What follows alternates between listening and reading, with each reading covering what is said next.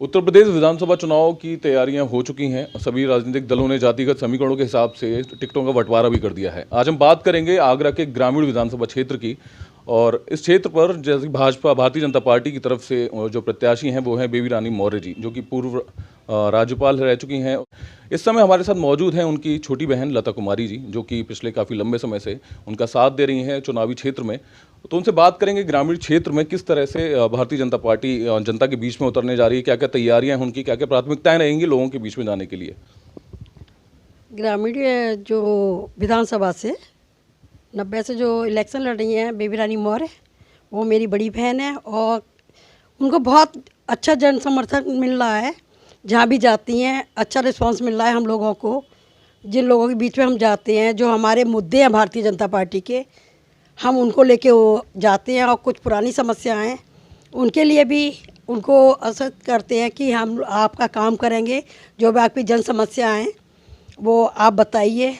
आते हैं ऐसे मुद्दे आते हैं, क्योंकि पिछली जो विधायक रही हैं कुछ क्षेत्र ऐसे हैं जहाँ वो गई नहीं है। अगर हम पिछली जो मौजूदा विधायक हैं इस समय हेमलता दिवाकर जी, अगर वो मार्केट में अगर पता करते हैं, ग्रामीण क्षेत्रों में जाते हैं, तो वहाँ लोगों के बीच में बहुत सारी ऐसी समस्याएं हैं जिनको लेकर आम जनता बहुत परेशान है और वो नहीं चाहती है कि हेमलता दिवाकर जी और भाजपा को सपोर्ट करें। इसी कारण तो ये मेरी जो दीदी हैं राज्यपाल थी, उनसे राज्यपाल से वो रिजाइन दे के राष्ट्रीय और बीजेपी की राष्ट्रीय उपाध्यक्ष हैं। तो बहुत सोच समझकर कि पिछले हमारे जो कैंडिडेट थे, विधायक थी जो भाजपा की, उनके प्रति लोगों का रुझान अच्छा नहीं था, तो इसी कारण तो इनको लेके आए और इनको बहुत अच्छा समर्थन मिला। कारण इनका दो है। एक तो एक कारण ये है कि वो राज्यपाल से अर्थ से फर्श पे वाली बात आती है। जब हम लोगों के बीच में जाते हैं कि इतनी बड़ी पोस्ट होके, तो उनको लगता है कि वहाँ की जनता को कि अब हमारे सारे काम होंगे और ग्रामीण विधानसभा का अच्छा विकास होगा। तो जहाँ भी जाते हैं, जहाँ कभी बीजेपी के लोगों को अंदर घुसने नहीं देते थे गांव में, वहाँ बहुत अच्छे तरह से उनका स्वागत समारोह रखा जाता है।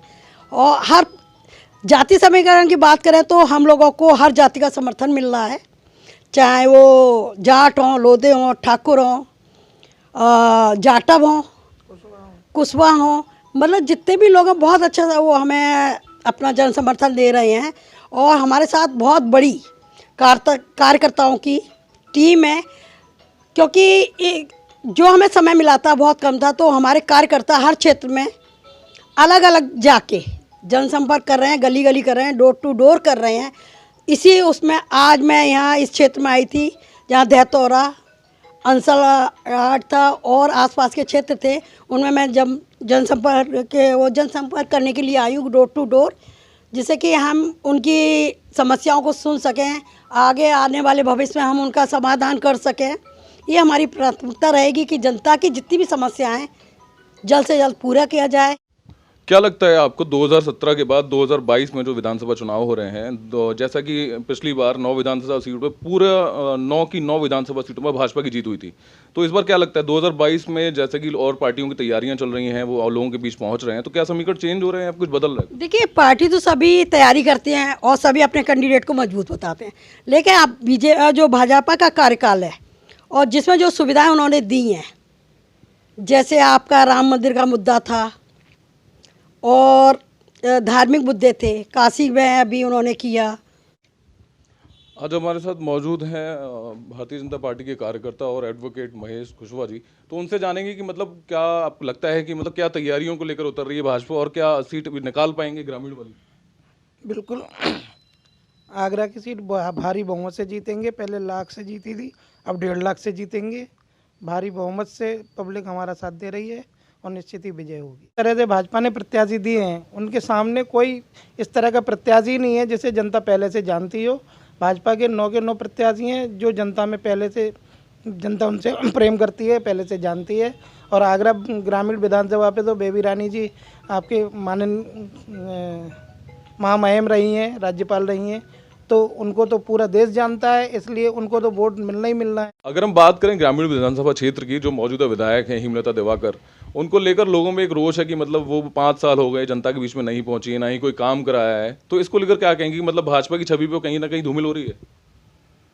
भाजपा की छवि धूमिल तो नहीं होनी चाहिए कि कोरोना काल में सारे लोगों के जो फंड्स थे वो पब्लिक में पहले ही बांट दिए, सरकार को दे दिए कि इनको गरीबों की मदद करनी है, तो उस वजह से फंड नहीं रहे तो विकास नहीं हो पाया।